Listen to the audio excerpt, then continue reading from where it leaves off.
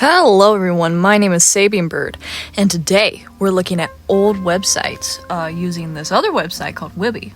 I covered it a little bit in the first video, but basically Wibby looks for websites that don't use JavaScript, which a lot of modern websites do, so it pulls up a bunch of old websites and they're really cool, like this one that's explaining different types of Celtic music, I think, and different instruments, so that's neat.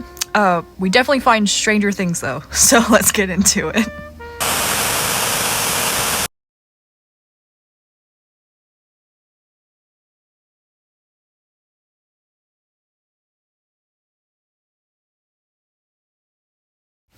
Bathinmymilk.com.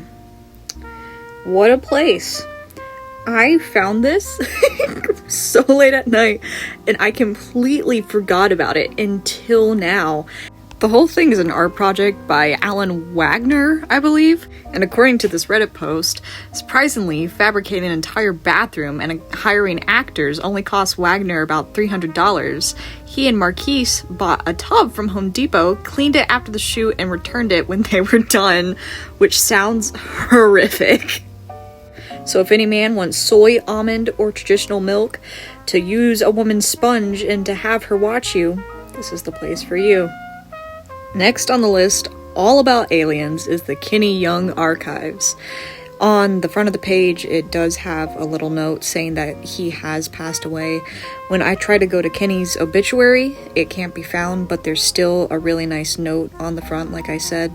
It is with deep regret that I must inform you that our friend Kenny Young is no longer physically with us.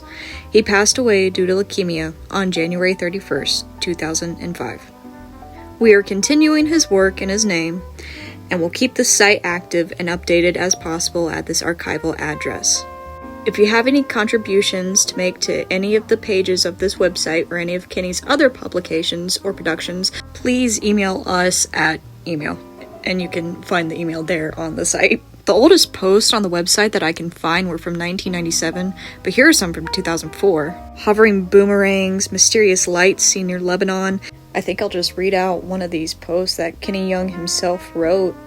In the days after taking a number of unusual rumors and odd reports of strange activity from the northeastern Ohio area in the last week of September, UFO sightings reports have continued.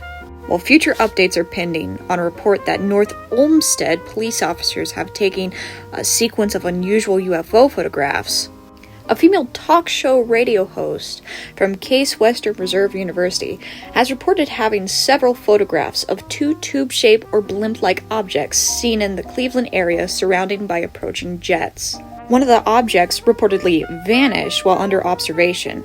Evaluations of these photos are pending. Separately, incoming UFO sighting reports were received by the Cincinnati UFO hotline at a frequency and rate that was felt to be of some surprise.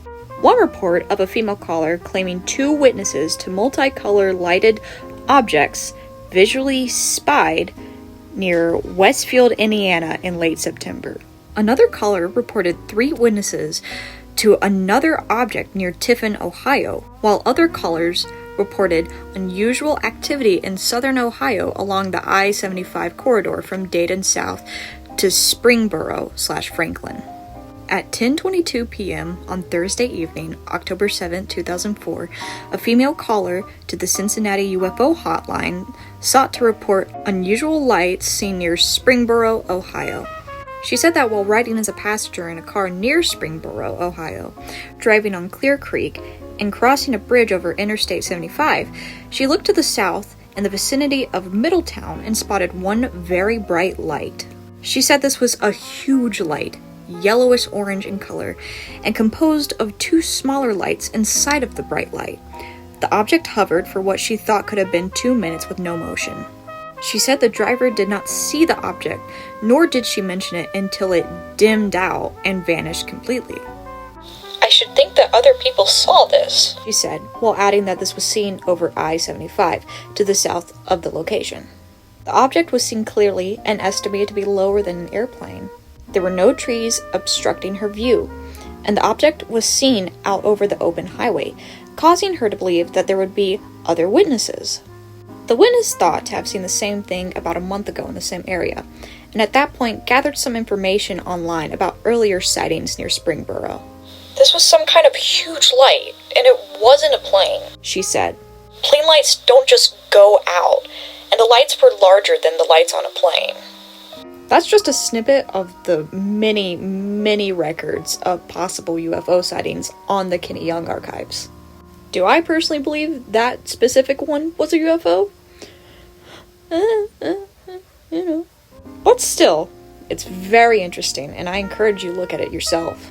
It's a wonderful testament to how dedicated Kenny Young was to these things and UFO research in general, and I really admire that. So wherever Kenny Young is now, I hope he found the answers to all of his questions, and condolences to his friends and family. He seemed like a very interesting fellow, and I appreciate his work.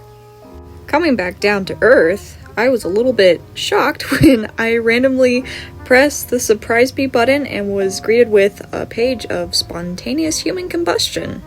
As I looked around though, I realized that this was part of a website called the Shadowlands, which is an old internet archive of everything spooky, strange, and mysterious. We have catalogs for Atlantis, religious mysteries, haunted houses, different cryptids.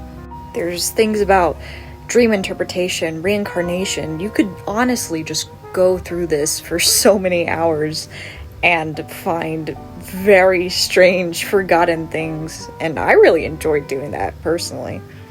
I decided to go to a link that led to multiple haunted places, and that was really fun because they have some cataloged in my hometown even, including places that I used to work, and I can confirm that there are some very strange happenings in those establishments. Here in the archive of hauntings around Alabama specifically, there's records ranging from weird sounds in old local libraries to full stories of very graphic assaults that have definitely left an impact energetically, apparently, on certain places. There's tales of bayous being haunted by clan members, of crybaby bridges. Do you think it's funny how in Bruton, it's just a gray orb appeared by the window in the judge's office, and that's it? They do have records of haunted places for all 50 states, so if you're living in the US, I would definitely recommend you looking up your state and seeing what spooky happenings have happened.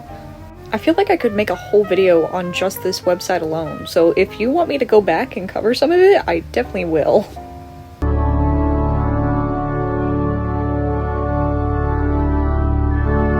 Every website is a shrine, erected for something divine. For humans speak a holy tongue, and their machines can only try. Once I heard there was a time where churches didn't shroud the sky, blocking out the precious sun, polluting the horizon line. And in an age almost forgot, every page was like a thought, or prayer or hymn, anointed aloud. That's how it was, but now it's not. And yes, I am a jealous god. I built this temple in this spot, and I am waiting, even now, for offerings of goldenrod. We crawled each inch of greenish bliss, and scraped up dirt from every inch. Served wine made to suit the taste of whoever swallows it. And now, what good can chapels be to us, their fallen deities? False idols worshipped in our wake, all we do is pay our fees. Did you ever think this machine had a soul? Did you believe? Well, you were wrong, and it was just us. We are the only evergreens. That's how we'll solve this when we try. Our spirit grows as tall as pines, babbling, touching the sky. We'll reach heaven in no time, and live where God should reside. Every website is a shrine. That was a short poem from this website that I found called Evergreen. And this one is definitely more modern than the rest, but it is still a very lovely collection of poetry and songs and inspiration that this person has collected for us. Here they have a large collection of their poetry, which I really enjoyed. It definitely has a bit of an eeriness that follows you around the site. Like, it's not something that's exactly supposed to be found, but if you do find it, you should feel lucky enough that you did, because it's a very neat look into this person's mind. I do enjoy especially their inspiration page, which is Bill Wirtz, possibly in Michigan, because of course. There's a bunch of really cool stuff in here though, and I would definitely suggest looking it up for yourself to explore thoroughly, because it's something worth exploring. And also there's Lane. Come on, who doesn't love Lane?